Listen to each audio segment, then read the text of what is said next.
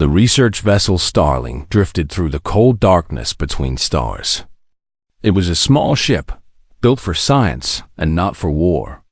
Inside, 7-year-old Marcus Chun pressed his face against the observation window, watching the distant lights of a nebula paint the void in colors of purple and gold. "Mom, look at that one," he said, pointing at a particularly bright star. Dr. Sarah Chun looked up from her work and smiled at her son. She was a xenobiologist, a scientist who studied alien life. This trip was supposed to be safe. They were in neutral space, far from any danger.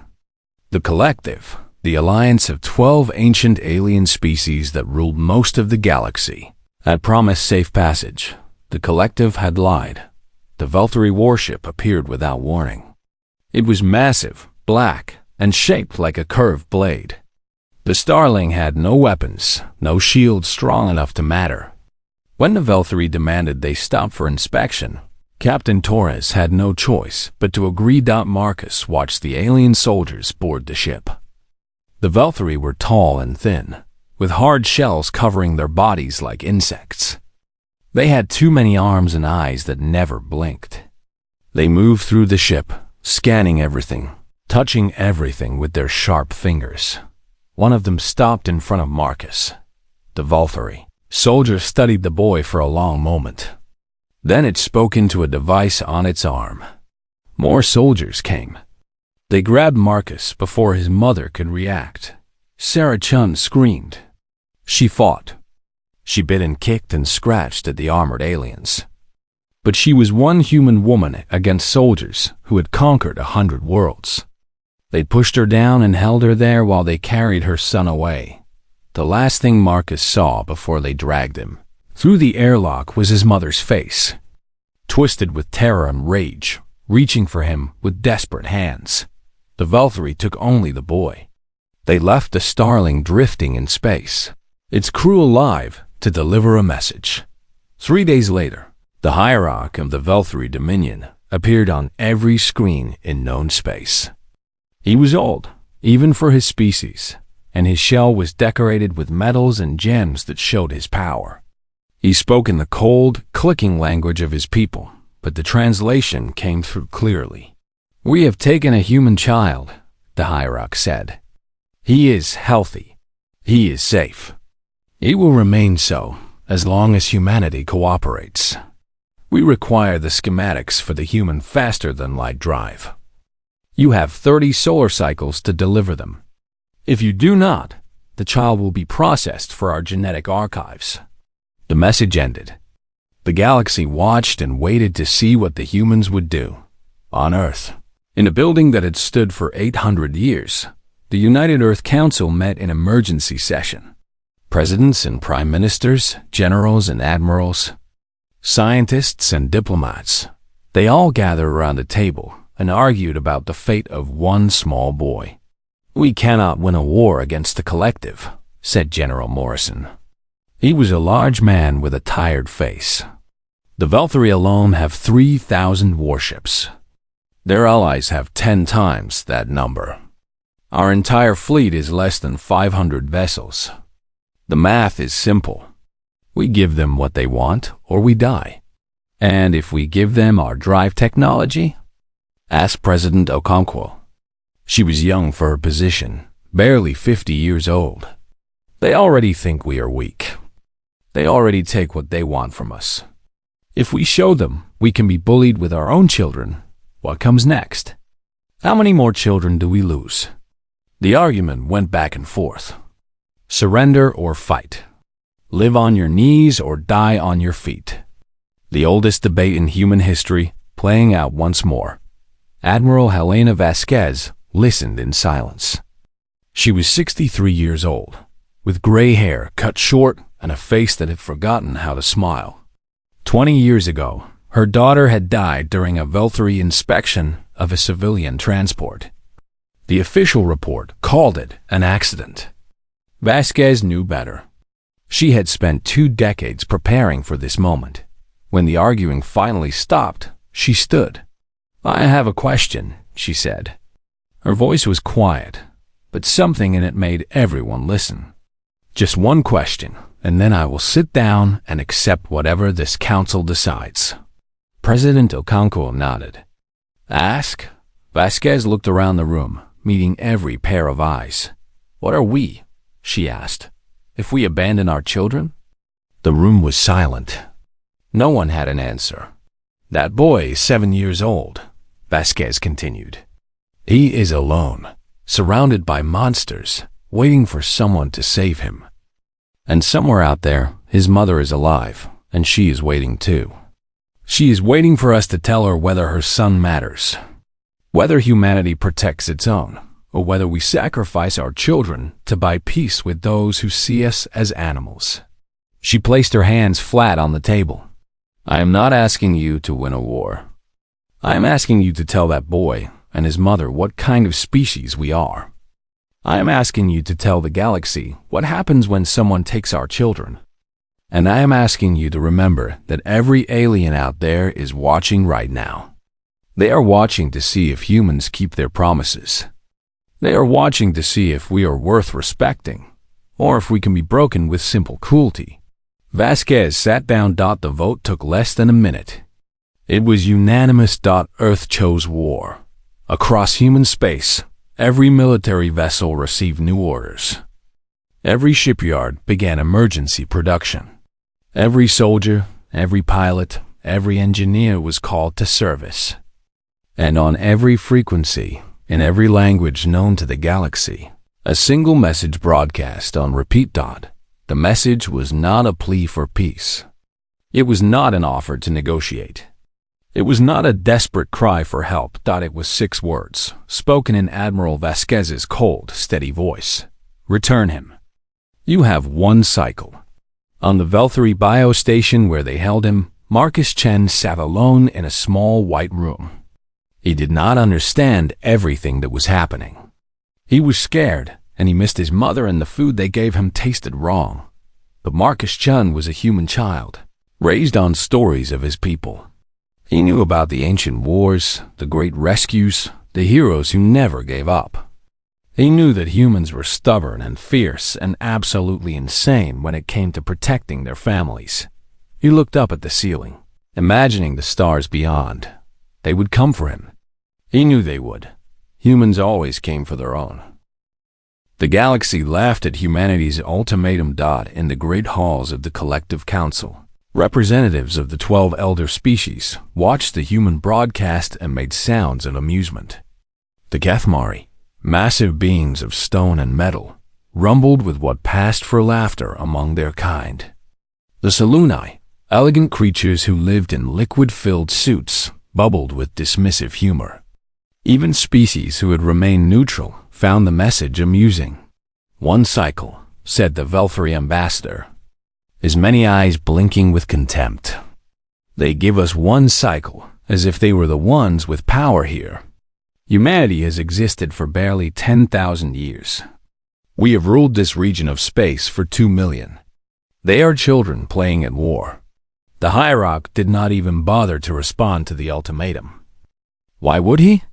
Humanity's fleet was small and poorly equipped. Their technology was basic. They had no allies, no experience with galactic warfare, no understanding of what they faced. The Velthary had crushed 100 species more powerful than humanity. 1 cycle passed. The deadline came and went. Nothing happened. The galaxy laughed harder. Then the second day began, and the laughing stopped. The human fleet arrived at Velthar Prime without warning. 200 vessels dropped out of faster-than-light travel directly into the heart of Velthary home space. This should have been impossible. Every species in the galaxy knew that FTL travel required careful calculations and safe distances. Ships that jumped too close to a gravity well were torn apart. This was basic physics. This was universal law. Humanity had broken that law. The Velthary defense grid activated instantly. Thousands of weapons platforms, orbital stations, and defense satellites turned toward the human fleet. The Velthary commander felt confident. Yes, the humans had performed an impressive trick, but they were still outnumbered and outgunned. This would be a quick slaughter. He was wrong. The human ships moved like nothing the Velthari had ever seen. They were fast, impossibly fast, dancing between weapons fire with movements that should have torn them apart. And their weapons, the galaxy had been told that human weapons were primitive.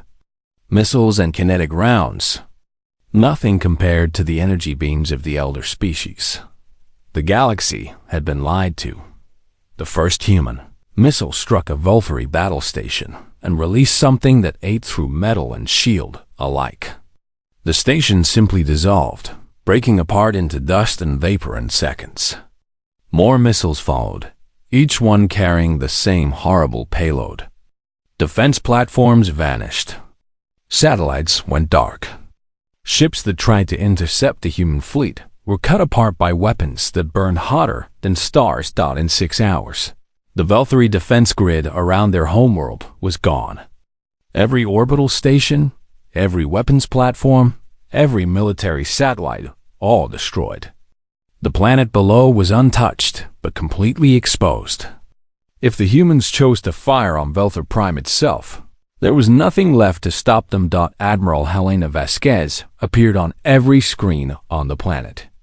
Behind her, through the viewport of her flagship, the burning remains of the defense grid lit up the darkness like a second sunrise. "You took one of our children," she said. Her voice was calm, almost gentle. "We will take everything from you until he is returned. This is not a negotiation. This is not a war. This is simply what happens when you touch what is ours." She paused, letting the words sink in. "We have disabled your defenses. We have not harmed your civilians. This restraint is a gift. It will not be repeated. Return the boy, and we leave. Refuse, and we continue. There is no third option." The transmission ended. On Velthar Prime, panic spread through the population. They had never seen their mighty fleet defeated so quickly. They had never imagined that the primitive humans could do such things. The streets filled with frightened citizens demanding answers, demanding protection, demanding that the Hierarch do something.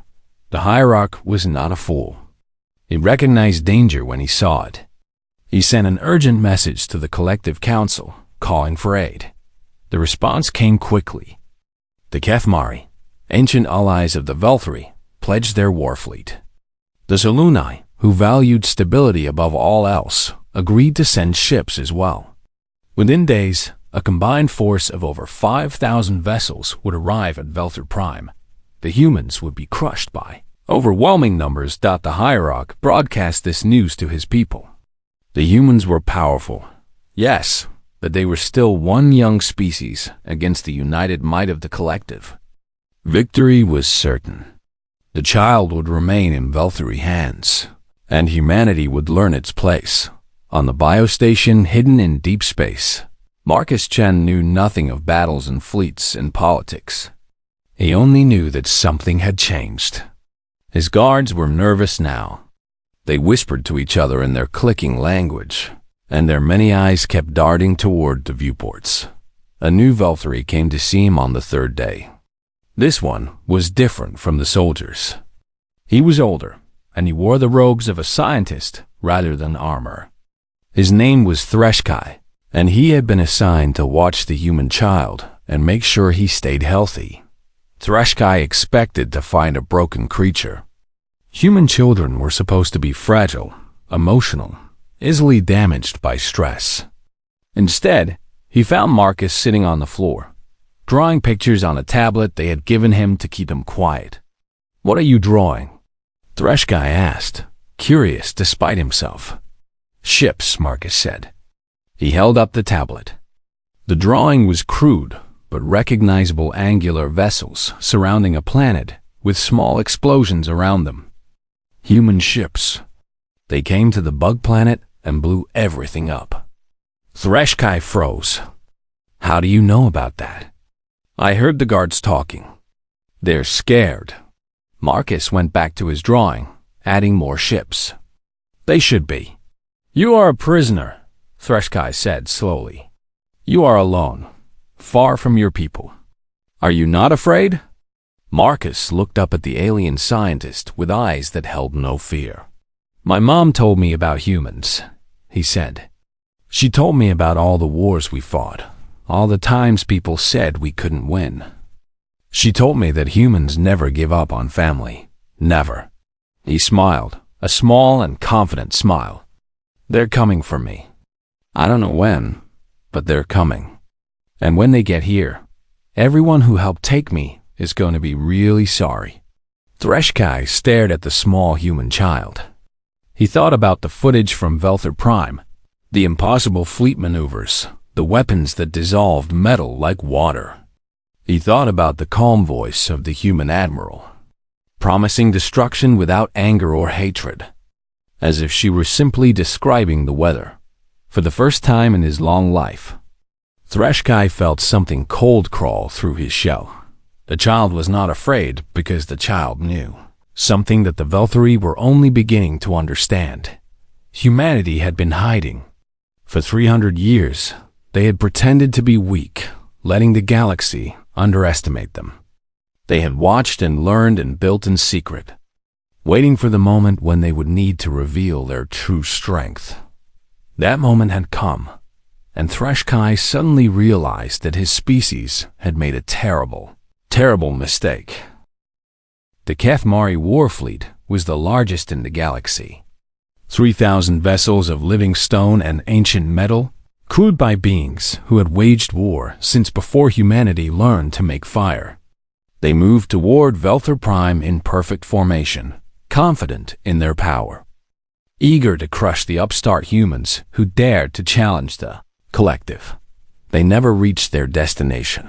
The human strike teams were small. Each ship was barely larger than a shuttle, designed for speed and stealth rather than combat. They slipped past the massive HFY fleet like shadows, invisible to sensors, impossible to track. The HFY warriors did not even know they were there. The targets were not ships. Ships could be rebuilt. The targets were the 3 great shipyards that orbited the HFY, homeworld massive structures where the stone giants had built their fleet for over 100,000 years. Each shipyard was the size of a small moon, filled with workers and half-finished vessels and the accumulated knowledge of countless generations. The human teams planted their charges and vanished. When the antimatter detonated, the shipyards simply ceased to exist. There was no battle, no warning, no chance to fight back. One moment, 3 monuments to HFY power hung in space. The next moment, there was only expanding clouds of debris and radiation. 200,000 years of construction capability, gone in seconds. The HFY fleet stopped. They received the news and understood what it meant. Even if they destroyed the human fleet at Velther Prime, they would return to find their ability to build new ships erased. Their civilization would take centuries to recover. And if the humans could strike their shipyards so easily, what else could they destroy? The HFY turned around and went home. The Soluni received this news in their liquid chambers deep beneath the oceans of their homeworld. They were beings of pure logic, creatures who made decisions based on mathematics and probability rather than emotion. They had agreed to help the Velthari because stability seemed to require it. Now they ran new calculations. They studied humanity's history, downloaded from the Galactic archives. They learned about the world wars, conflicts where humans had killed millions of their own kind over ideas and territory. They learned about the atomic weapons humans had invented and then used on themselves. They learned about the genocides, the purges, the endless cycle of violence that marked human civilization. And they learned about the loyalty, the bonds between human families that could not be broken. The soldiers who threw themselves on explosives to save their friends. The parents who lifted burning vehicles to rescue their children. The absolute, unwavering refusal to abandon their own, no matter the cost. The Soluni ambassador addressed the collective council in her bubbling voice. "We have analyzed the situation," she said. Humanity does not fight wars as we understand them. They do not seek victory. They do not seek territory. They do not even seek survival, if survival requires abandoning their people. She paused, her liquid form shifting within her suit. They fight extinctions. They fight until their enemy no longer exists or until they themselves are destroyed. There is no middle ground. There is no negotiation. There is only total commitment to their goal. The council waited for her conclusion. "We will not die for the Velthary's arrogance," the ambassador said. "Our fleet is returning home. We advise the rest of the collective to do the same." The Selûni withdrew. Within days, the alliance began to crumble. Species that had pledged support quietly canceled their commitments. Ambassadors who had mocked humanity now sent private messages begging for assurance that they would not be targeted. The collective, united for 10,000 years, fractured under the weight of human fury. The humans did not stop. Every station that had supplied the Velthary received a visit from human strike teams. Every trade route that carried Velthary goods was blockaded. Every ally that had sheltered Velthary ships found those ships burning in their ports. The humans were not cruel. They evacuated civilians when possible. They accepted surrenders. They did not bomb population centers, but they were absolutely relentless on Earth. The people watched the news and argued about what was happening. Some called it justice. Some called it madness. Some worried that humanity was becoming the monster it claimed to fight. But underneath all the arguments, there was a feeling that no one could quite put into words. Pride. Humanity had spent 3 centuries being pushed around by the elder species. They had been insulted, robbed, killed, and dismissed as primitives not worth respecting. They had smiled and nodded and pretended to be weak because they were not ready for war. Now they were ready. And the galaxy was learning what that meant. On the biostation, Threshkai watched the reports with growing horror. He had lived for over 200 years, and he had never seen anything like this. The humans were not fighting a war. They were teaching a lesson, written in fire and blood across the stars. The lesson was simple. Touch our children, and we will burn everything you love. Marcus noticed that his guard was troubled. The boy had grown used to Threshkai over the past weeks. The alien scientist was not kind exactly, but he was not cruel either. He brought Marcus extra food when the regular meals were not enough. He answered questions about Velthary biology with genuine interest. He was perhaps the closest thing to a friend that Marcus had in this place. "You look sad," Marcus said one day. Threshkai made a sound that might have been a laugh. "I am thinking about my people. We believed we were powerful. We believed we could take what we wanted, and no one would stop us. We were wrong. My mom says that everyone makes mistakes," Marcus offered. "She says the important thing is what you do after." The alien studied the human child. Such a small creature. Such a fragile body. And yet the entire galaxy was burning because of him. Because his species refused to let him go. "Your people are terrifying," Threshkai said quietly. Marcus shrugged.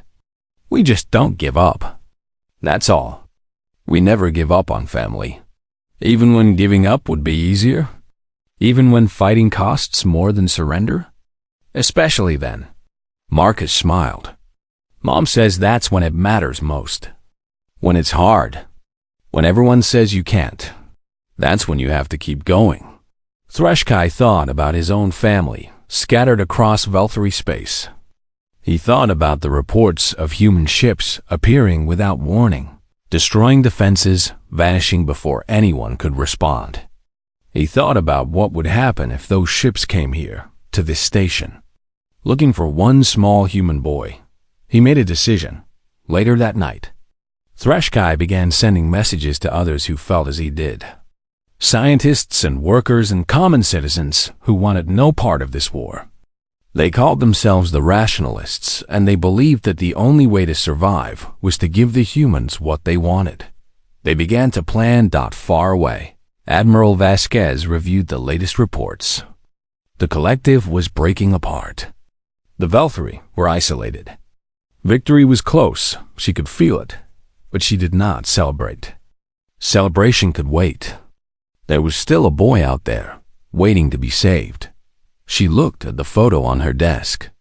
A little girl with dark hair and bright eyes, frozen forever at age 6. "Almost there," she whispered.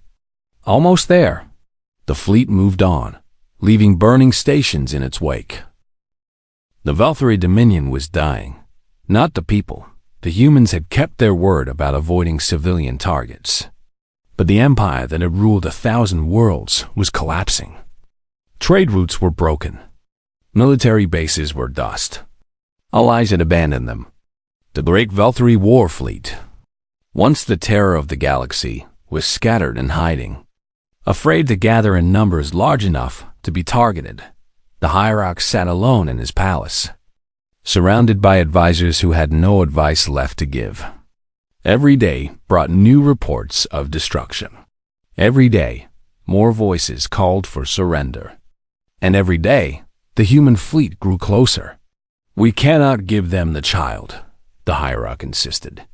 His voice had lost its confidence. He sounded old now, tired. "If we surrender to these primitives, we admit that we can be bullied. Other species will see our weakness. They will come for us like predators, sensing blood." "With respect, hierarch," said one of his generals, "they are already coming for us. The humans are not predators. They are something worse. They do not want our territory or our resources. They want only one thing, and they will not stop until they have it. Then we hide the child. We move him somewhere they cannot find him. We wait until their anger fades. Their anger will not fade." The general shook his head. "I have studied these creatures. They hold grudges for generations. They remember insults for centuries. If we do not give them the boy, they will hunt us until our species exists only in memory." The hierarch waved his many arms in frustration. "You speak as if we have no choice." "We do not."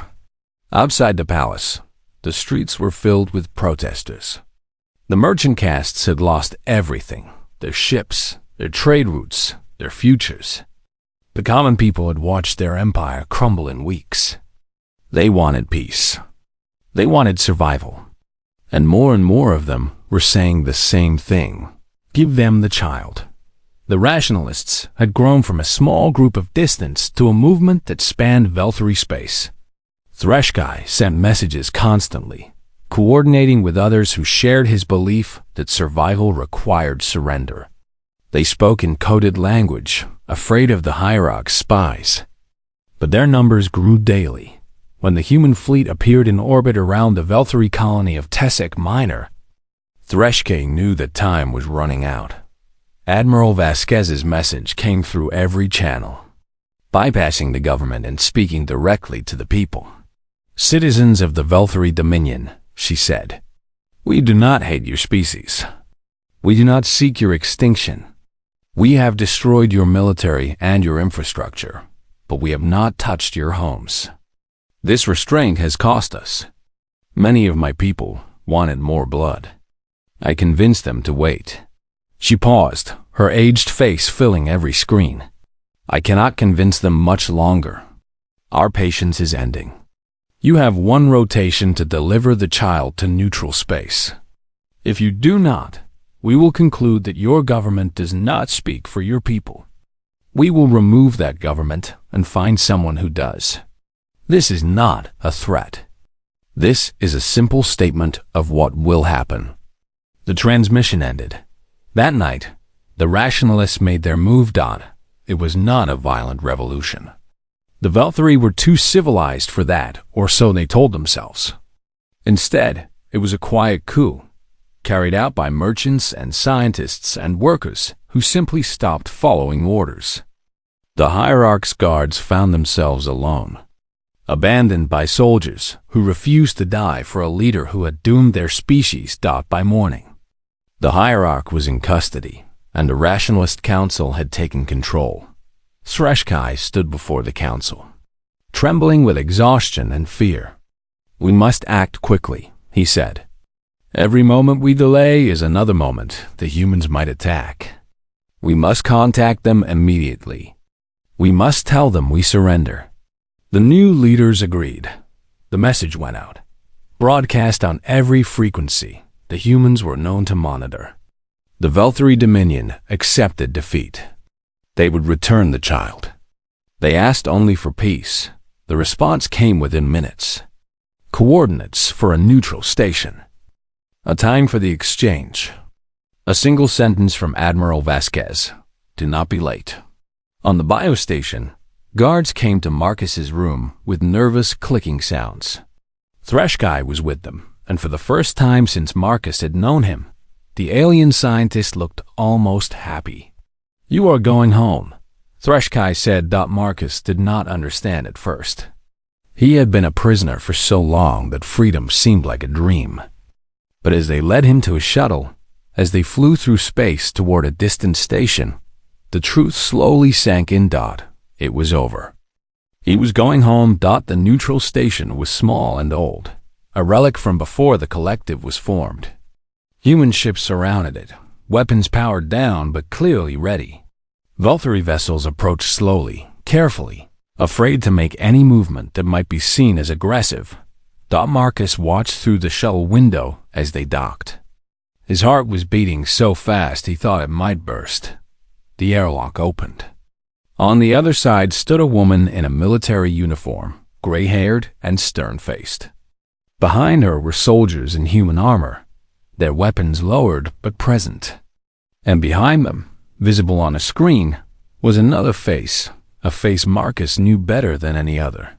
"Mom," he whispered. Dr. Sarah Chun was crying on the screen. She had been brought to a secure location on Earth, allowed to watch the exchange in real time. She could not be there in person. It was too dangerous. But she could see her son walking toward the humans, alive and whole and coming home. "Marcus," she sobbed. "Marcus, baby, I'm here. I'm here." Admiral Vasquez knelt down as the boy approached. Up close, he could see the lines on her face, the weight of command, the grief that never quite left her eyes. But she smiled at him, a small and gentle smile. "Hello, Marcus," she said. "I'm Admiral Vasquez. I've come to take you home." Marcus looked at her, then at the soldiers, then at the Velthari delegation standing nervously behind him. He thought about all the stories his mother had told him, about humans and their fierce loyalty, about the lengths they would go for family. "You came," he said simply. "We always do." Vasquez stood and took his hand. "Are you ready to go home?"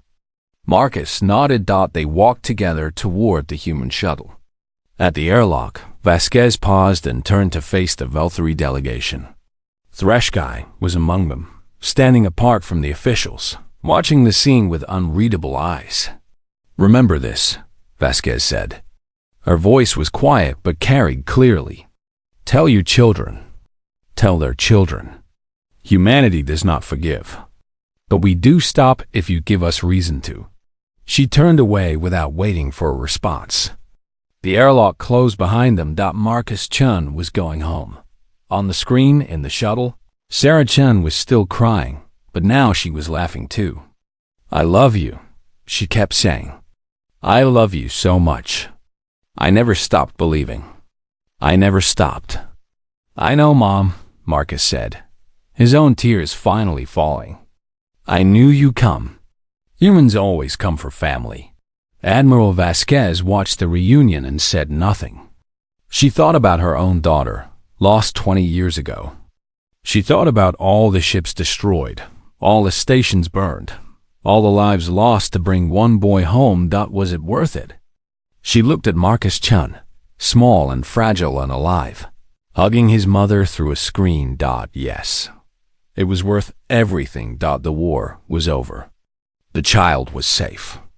and the galaxy would never forget what humanity was willing to do for one of their own. 1 year had passed since the war ended. The galaxy was still adjusting to the new reality. The collective existed, but it was weaker now, divided by fear and suspicion. The elder species, who had once ruled unchallenged, now looked over their shoulders, wondering if they might be next to anger the humans. The Valkyrie Dominion had survived, but it was a shadow of its former self. The new government, led by the Rationalist Council, had signed treaties promising to never again interfere with human vessels. They paid reparations to the families who had lost loved ones during the inspection raids. They taught their children about the war as a cautionary tale. This is what happens when you underestimate the humans. Threshkai had become an ambassador of sorts. He traveled between Valkyrie and human space, working to build something that might one day become friendship. It was difficult work. Many humans still hated his species. Many Valkyrie still resented their defeat. But he continued because he believed it was necessary. He thought often about Marcus Chun, the small boy whose capture had changed everything. Sometimes he wondered if the child understood what had happened in his name. Probably not. Children rarely understood such things. The Collective Council invited humanity to join their alliance. It was the first such invitation in 10,000 years. The elder species swallowed their pride and extended their hands in welcome, offering humanity full membership, equal voting rights, and access to all the benefits of galactic civilization. Humanity said no. The human ambassador stood before the council, a tall woman with dark skin and silver hair. Her name was Dr. Amara Ase, and she spoke with the calm confidence of someone who knew her species no longer needed to beg for scraps. "We appreciate the offer," she said. "Truly, it would have meant everything to us a year ago. But things have changed. What do you want, then?" asked the Salunai representative. "If not membership, what?" "We want to be left alone." Dr. Ase smiled. "We will trade with you. We will explore with you. We will share knowledge and technology when it benefits both sides. Perhaps, in time, we will even become friends. But we will not submit to your laws. We will not ask permission to travel in our own corner of the galaxy. And we will not pretend to be less than we are." She paused, letting the words sink in. "We spent 3 centuries hiding our strength. We did this because we were not ready for war, and we knew that showing our true capabilities would provoke conflict. We were patient. We waited. And when the time came, we demonstrated exactly what we had built." The council members shifted uncomfortably. They remembered the war. They remembered how quickly their fleets had fallen. "Let me be clear," Dr. Ase continued. "We do not seek conflict. We do not want war. We are happy to live in peace with all species who respect our sovereignty and our people. But if anyone threatens our children again, if anyone takes what is ours and expects us to accept it, they will learn the same lesson the Valkyrie learned." She looked around the chamber, meeting every eye. "We will burn the galaxy to protect our own. We have proved this. Do not make us prove it again." The speech spread across known space within hours. Other younger species, long bullied by the elder powers, watched and listened. They saw humanity standing tall, refusing to kneel, demanding respect rather than begging for it. Something changed in the galaxy that day. The old order, where ancient species ruled and young species obeyed, began to crack. New alliances formed. New voices demanded to be heard. The universe was bigger than the collective had ever admitted, and humanity had shown that power was not the only thing that mattered. Courage mattered too, and stubbornness, and the absolute refusal to abandon your own. On Earth, Marcus Chen went back to school. He was 8 years old now, taller than he had been, but still small for his age. The other children knew who he was, Everyone knew who he was. The boy who had been taken. The boy who had started a war. The boy for whom humanity had scorched the stars. Some of the children were afraid of him, as if his fame might rub off on them in ways they did not want. Others wanted to be his friend because they thought it would make them special. Marcus did not understand any of it. He just wanted to be normal again. His teacher asked the class to write about their summer vacation. Most of the children wrote about trips to the beach or visits to grandparents.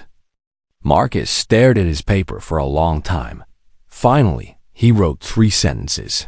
I was scared, but I knew they'd come. Humans always come for family. His teacher read the essay and did not know whether to laugh or cry. She pinned it to the wall with the other essays, and visitors to the classroom often stopped to read it.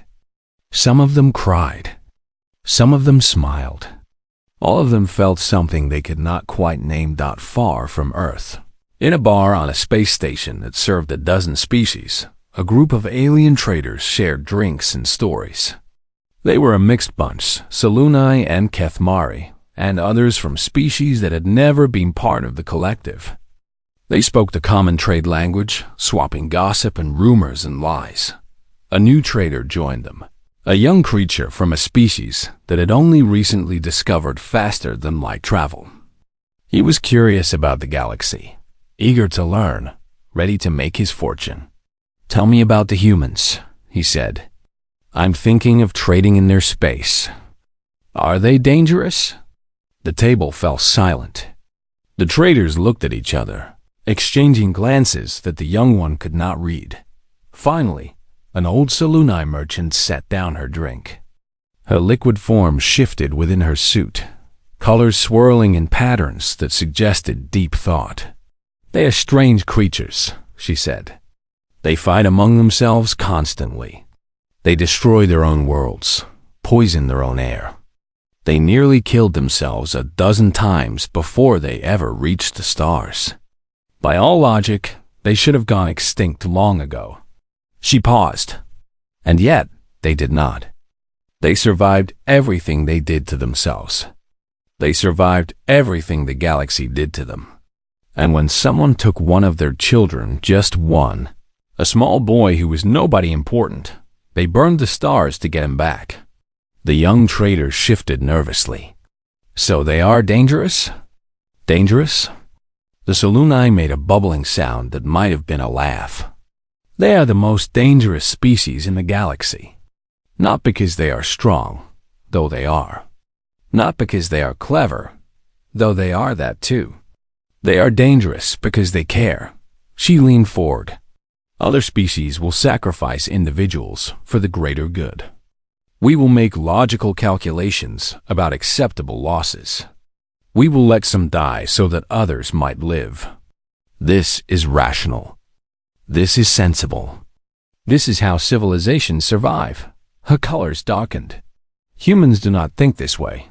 To them, every life matters. Every child is worth saving. They will tear down empires for one person. They will burn everything for a single soul. She sat back. This makes them irrational. This makes them unpredictable. This makes them terrifying. The young trader swallowed. What should I do then? If I trade in their space? The Selûni finished her drink. Be honest with them. Be fair. Do not cheat them, even in small ways. And whatever you do, whatever happens, whatever opportunities you think you see, do not touch their children. Do not threaten their families. Do not even joke about such things. She stood to leave, her liquid form rippling with something that might have been respect.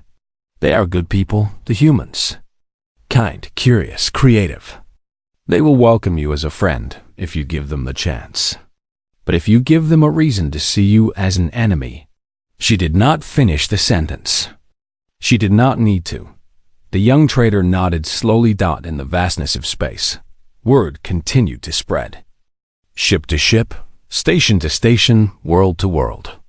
A new rule emerged, unwritten but absolute. Passed from species to species until everyone knew. Never take a human child. Never threaten a human family, because humans always come for their own, always, and they never, ever stop.